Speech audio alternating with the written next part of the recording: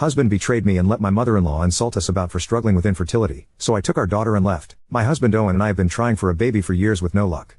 I would be happy to adopt, but Owen's family is against it and has influenced my husband to also be against it. After our second year of trying, I begged my husband to go with me to get a checkup to see if either of us or both of us is infertile. He was strongly opposed to this as all the men in his family are extremely fertile, but eventually gave in, and as it turns out his sperm count is extremely low. He was heartbroken, as was I, and we both got therapy. After a year of no longer trying, I got pregnant but lost the baby, and we were devastated. Owen blamed himself and proposed that we start the process of getting into a family planning center for a sperm donor, which I agreed to. He asked me that we not tell either of our families about this or our friends, and I agreed because I would never want to emasculate him. With the help of our donor, I was able to successfully become pregnant, and we had our little girl last year. She is healthy and progressing amazingly, and I thank God for her every day. I kept my promise and never told anyone. However, Owen is struggling with connecting with our little girl. Here is where the trouble begins. Last month, when he went out of town with his brothers for their friend's bachelor party. While on the trip, Owen told his brothers about our infertility issues and that our baby wasn't biologically his. One of his brothers must have told his wife, who told my husband's mother. I don't know why she would tell my husband's mother, except that she has never liked me. Their mother then came to our house and called me a lying whore and tried to get my husband to leave with her. He just stood there silent. I told her that it was Owen's decision not to tell anyone, and she asked him if this was true. Again he was silent, which his mother took as me being the liar. She then went to our nursery and started taking everything she'd ever given us for the baby back. I told her I didn't care about it, and I made more than enough to buy everything she gave us myself in better quality. This set her off, and she called my baby a filthy bastard when she said that I did something I know was harsh, but I believe she deserved it. I physically pushed her out the door. I didn't hit her, but I did put my hands on her shoulders, pushing her out the door, and threw all her shitty things out with her. After spirits had calmed down, I realized my husband had said nothing when his mother was berating me, calling me a liar, and when she called our child a filthy bastard. So I asked him why he was silent. He said he wasn't raised to be disrespectful the way I was, and that his mother hadn't said anything that wasn't true. She was just hurtful with what she'd said, and that we should let it go and wait for his mother to forgive us. I told him that I would never let it go, that his mother and anyone who agreed with her was not welcomed in our home, and that I don't need to be forgiven when I've done nothing wrong. He then said the house was his, and as the head of the family it was his decision.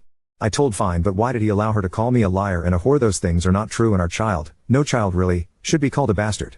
He just repeated he would not argue with his mother. After that, I stopped speaking to him and started gathering up my daughter's things and purse and walked out the door with her.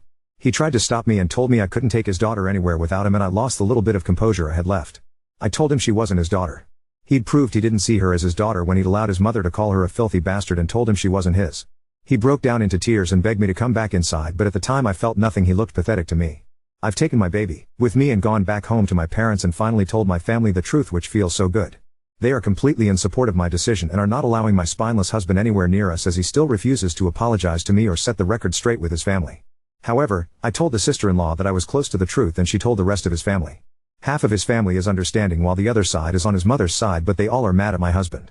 I need time to cool down, but I know eventually my husband and I need to figure our marriage out. One thing is for certain, I will not return to his house until he apologizes to me and promises to protect me and his daughter fiercely. I want to see this in action form, starting with him telling his mother what she did was wrong and banning her from coming to see us until she asks for my forgiveness. Update 1. Apparently, after I left my husband's house, my Bill, and Sil accused me of cheating. I'd already begun speaking with a lawyer after Owen refused to tell the truth to his family, but knowing he let them tell other people I cheated is like getting punched in the chest. I'm now renting a nice 2-bedroom apartment. My siblings and their partners have helped me furnish it, and my top priority is ensuring my baby has everything she needs. Currently, I'm working to create a cozy nursery for her and hiring a nanny. Facing the end of my marriage is terrifying, but I'm learning to accept my new reality. When I notified Owen I was going to file for divorce, he started calling and messaging nonstop. His messages range from begging me to come home, telling me he will tell the truth and get therapy again, begging to see our baby, and then threatening to drag me home. I told him the divorce was happening whether he liked it or not, because he failed as a husband and failed even worse as a parent. He then sent photos and videos of my things in the garbage and him and my Bill trashing the nursery. His exact words, "I don't need it anymore." In the most disturbing video, he threw our baby's car seat in a dumpster. I do not recognize him or his behavior anymore. He claims to miss his daughter and me, but is trying to make his behavior my fault for not doing what I'm told. This is not the man I agreed to marry. The man I married was smart, kind, gentle, thoughtful, and funny, but this vileness from him was waiting for me the moment I didn't obey and take the disrespect from his family to save him from the humiliation of his infertility. Before the fallout with his mother, he was nothing like this. It's certainly not an excuse, but I believe it all centered on him feeling emasculated and humiliated by his family. I just can't believe he couldn't at least stand up to his family for me and our baby, the one he said he would die for. I am not blocking Owen, as my lawyer said to email everything he says to me to him, but the constant threatening messages make me scared to leave my home. Owen knows where I work and has repeatedly told me he will drag us back if that's what it takes, and that I'm making him do this. My lawyer and I are working on a restraining order, but every woman who was attacked by her ex-husband knows restraining orders don't keep you safe. However, things took a turn when my Phil showed up on my parents' doorstep, and it's the reason I decided to update. My Phil asked to speak with me. My parents told him they would call me and ask, but if I said no then that was final and he would not be welcomed back.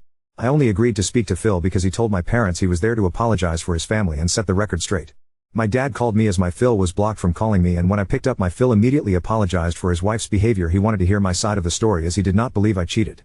I thanked him. I was never close to Phil but we've always been civil, and let him know of course I did not cheat. I told him of his son's infertility and that Owen proposed we get a donor.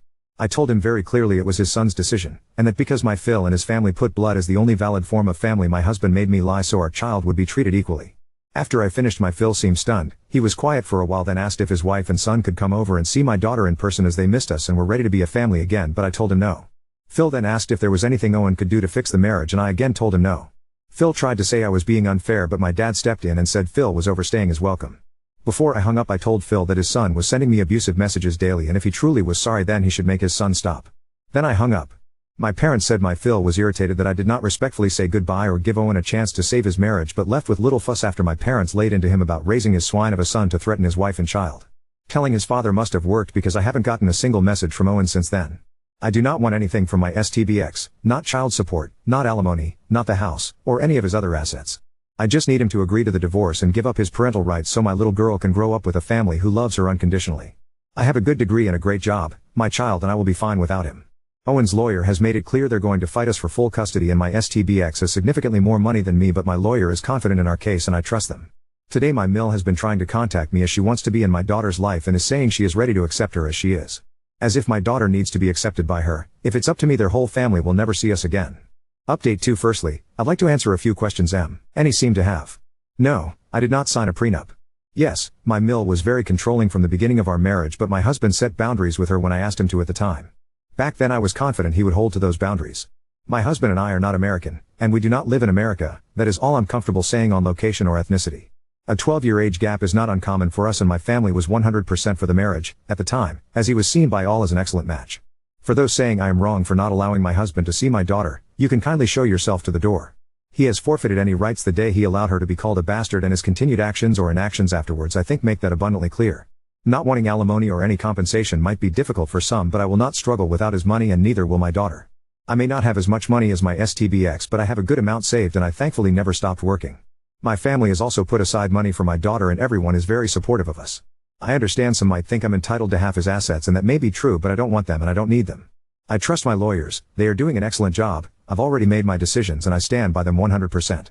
Some of the evidence I've handed over of my husband's threats and the videos of him destroying our things will be admissible in court, but not all of it. My lawyer thinks what we have is enough for full custody, but I'm still nervous. Our divorce is another matter. I believe he simply wants to hang on to control. I have only spoken to him in person once since I left his house, and when I look him in the eye I can tell he doesn't love me anymore, or even likes me, which hurts a lot more than I expected.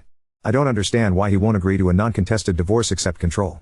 Owen has partially paid me back for the damages to my property, the rest will be paid out in the coming weeks. We have settled this out of court. I was able to get the restraining order against my ex, but not my Mill or the rest of my ex's family. My Mill continues to harass my parents to convince me to reconcile. This is a massive embarrassment for her family. My Sil, the one who told his mother about my husband's infertility and started this drama, still tells people I cheated, but my friends have ripped into her lies and few people believe her. Being alone has made me realize I have been functioning as a single married woman since my little one was born, but now I have less of a burden on me.